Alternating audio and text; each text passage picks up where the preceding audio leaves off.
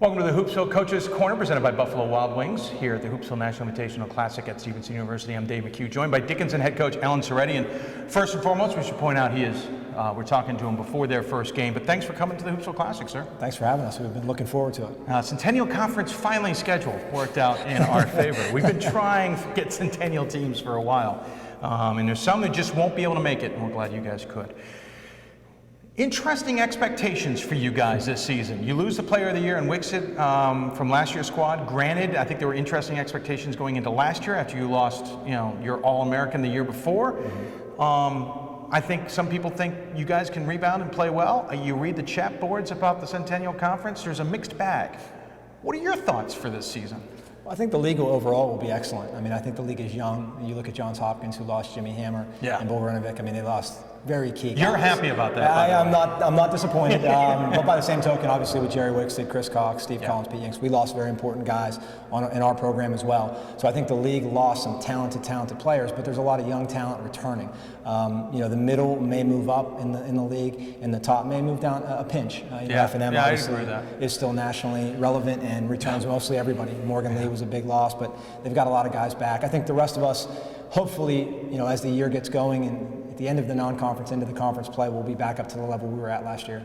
What's interesting is, listen, I think last year a lot of us looked at your team and went, okay, we thought they would be here. They ended up being there because we didn't realize what they still had. Mm-hmm. And I know when I looked at your team, I understand what you lost. Mm-hmm. But what I don't understand is I think you have more back than people realize. And that's the caveat. Mm-hmm. You seem to still have good talent on this team, and like a Jerry Wixit could just step up and shine.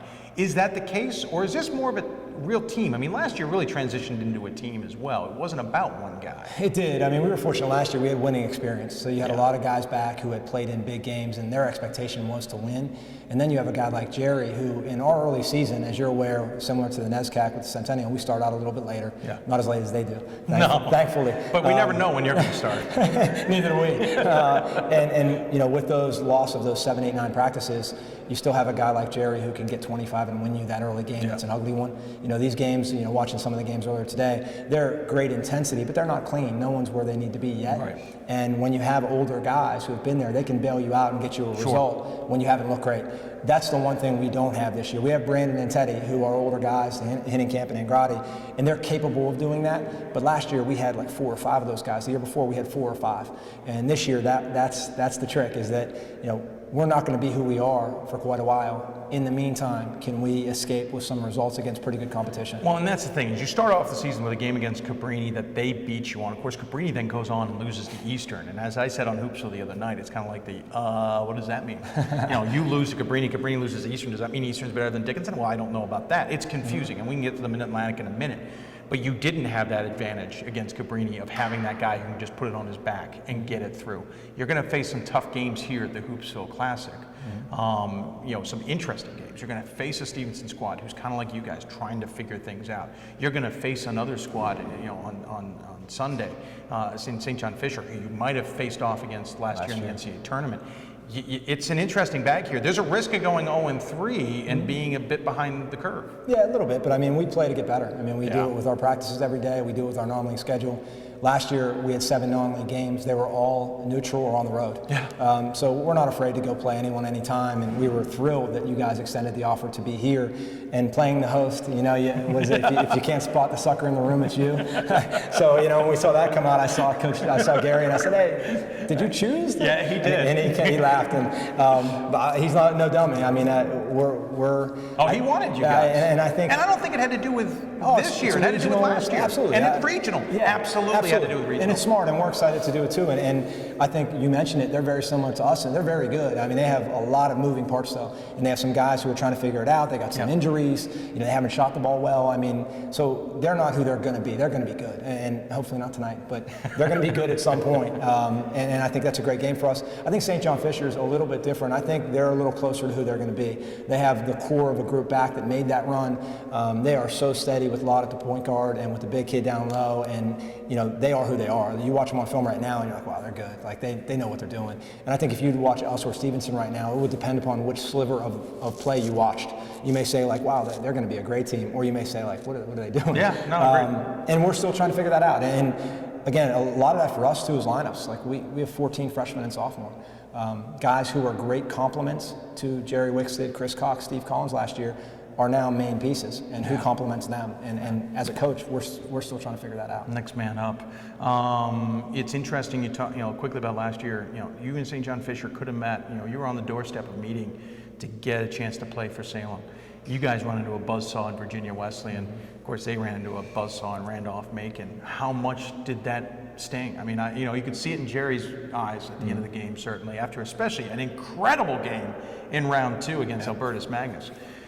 Does that kind of loss linger, or is that a driving motivation? I think we're so young, they don't even know. You know what I mean? Like, again, other than Teddy B and the sophomore group and Rob Pick as a junior, like, those guys, Teddy and Brandon, have played in the Centennial Final all 3 years. They've been in the NCAA tournament all 3 years. So they're just like, oh, okay, this is how it goes. Like, next year we'll do better.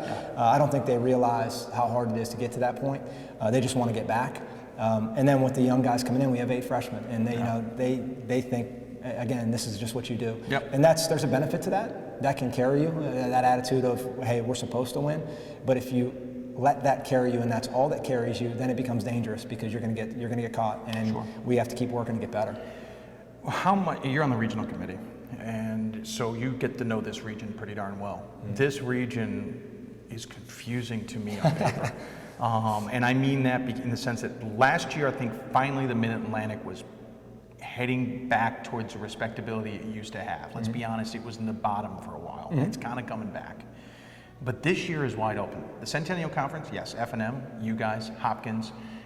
Who knows what to make of the McDaniels and everybody else in that conference, your sinuses, who could really turn that thing upside down. As well. Swarthmore, exactly. He's coming along in Haverford. Well, you never know. And of course, a coaching change at Washington. You got the Landmark Conference. Catholic's supposed to be the class of that, but Susquehanna, a lot of coaches think is going to be good. Scranton's going to be good. Get coaches changes in there. They could bring some of the bottom teams into the mix. Goucher looked good the other day. My alma. It's a little weird for me. And then alma mater, in case you're watching, wonder what that meant. And then you've got the MAC Commonwealth, which doesn't feel as top-heavy as it used to be, but geez, it's going to be a dog fight. It feels like a mess, to be blunt. From your point of view, knowing these teams and knowing your conference, how does this region shape out this year? I think it's similar to last year. I know we talked last year a couple times about throwing darts at the dartboard when you're trying to pick top 25, let alone who's going to emerge in what league. I think a lot of this is going to come down to league play. I mean, these non-league games are a crapshoot, to be honest with you. And we've been fortunate to win some of them with experience the last few years that ended up being meaningful on a national level when we got to tournament for seeding or to get in. Whereas, this year with the Cabrini game, we've already lost one of those. It was a crapshoot game. They led wire to wire. We had a shot at the end. We didn't take advantage of it. I think those games, while they may affect the national selections and the hosting, it's going to come down to leagues. It really is. And if you want to try to figure out who's going to be on top of those leagues right now, good luck. Because I think, again, I think the region has a ton of youth, and I think the region has a ton of emerging guys. And who is going to get better throughout the course of the year? That's really what it's going to be about. We didn't even talk about the CAC with Christopher Newport, Salisbury, St. Mary's. Mary Washington's back. Mary Washington's who didn't know return. That? Who didn't see that coming, right? And then even Wesley got a big win over Virginia Wesleyan with a brand new coach. So, I mean, this is going to be a fascinating conference to watch. I think style of play, too. I mean, you look at some of the, I clicked on the Virginia Wesleyan box, and I think they had 29 fouls and, gave up 38 free throws, which, last year, was that going to be the same way? I think the way the game is being called affects some teams who play with a pressure style and get into the ball, and they're a little quicker. And how does that affect things? And does that maintain? Do you call it that way all year? And that's what all of us are waiting to see. Well, I appreciate you coming on. Obviously, you haven't played a game, and your game's coming up soon, so we'll get you going. But I appreciate you coming on. As always, as you know on the show, we give the coach the final word. Any final thoughts you want to share with those who may be watching? Just thank you for allowing us to be a part of this. It's a wonderful tournament. It's great exposure. We told our team, this is a reward for the guys that have been in uniform. So make sure you play to reward those guys and represent the program well, and we just hope to do that. Well, I appreciate you coming. Thanks so much, and good luck. Thank you, Dave. Appreciate it. Alan Seretti from Dickinson here on the Hoopsville Coaches Corner, presented by Buffalo Wild Wings here at the Hoopsville National Invitational Classic at Stevenson University.